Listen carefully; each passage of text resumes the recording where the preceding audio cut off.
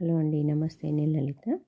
నేను ఎగ్ పులుసు చేస్తున్నానండి. దానికోసం స్టవ్ పై ఒక కుక్కర్ పెట్టుకొని కొంచెం ఆయిల్ కూడా పోసుకొని అది వేడయ్యాక ఆవాలు, జీలకర్ర, ఎండుమిర్చి కూడా వేసి అవి వేగినాక ఉల్లిపాయలు, పచ్చిమిర్చి, కొత్తిమీర, కొంచెం మెంతి కూర కూడా వేసుకొని మిగతా ఉల్లిపాయలు కూడా దాంట్లో వేసి కరివేపాకు కూడా వేసుకొని చక్కగా ఫ్రై చేసుకోవాలండి. అంతా కొంచెం సాల్ట్ వేసి ఫ్రై చేస్తే తొందరగా ఫ్రై అవుతాయండి. చక్కగా అంతా ఫ్రై అయ్యేదాకా ఫ్రై చేసి కొంచెం అల్లం పేస్ట్ కూడా వేసుకొని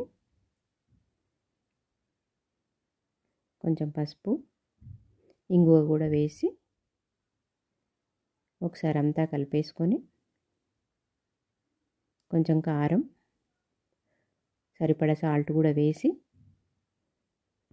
కలిపేసుకొని చింతపండు పులుసు పోసుకోవాలండి. ఇందాకే నానబెట్టుకున్న చింతపండు ఉంటుంది కదండి, దాన్ని గుజ్జు తీసి పోసుకోవాలి. అది చిక్కగా ఉంటుంది కాబట్టి ఇంకా కాసిన నీళ్ళు కూడా పోసుకొని జీలకర్ర మెంతుల పొడి కూడా వేసుకొని కొంచెం కరివేపాకు వేసి చిన్న బెల్లం ముక్క కూడా వేసుకోవాలండి.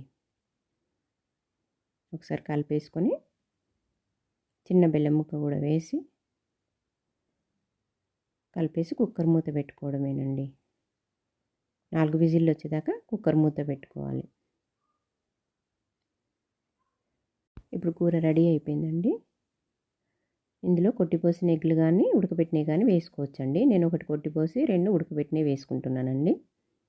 ఎలాగైనా వేసుకోవచ్చు. ఇప్పుడు కాసేపు ఉత్తినే మూత పెట్టాలండి, విజిల్ లేకుండా. కొట్టిపోసిన ఎగ్ ఉడకడానికి కాసేపు మూత పెట్టుకోవాలి. ఇప్పుడు ఆ ఎగ్గును తిరిగేసి కాసేపు ఉడకనిచ్చేసి ధనియాల పొడి, కొత్తిమీర కూడా వేసుకొని సర్వ్ చేసుకోవడమేనండి. ఎంతో రుచికరమైన ఎగ్ కర్రీ రెడీ అయిపోయిందండి. ఎగ్ పులుసు కర్రీ. నమస్తే అండి. Thank you.